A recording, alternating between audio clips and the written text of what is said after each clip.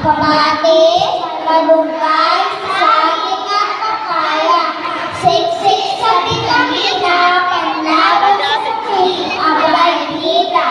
Huwag tulong chineya, soft drinks na malamig. Tunay na namenya, lumilinis.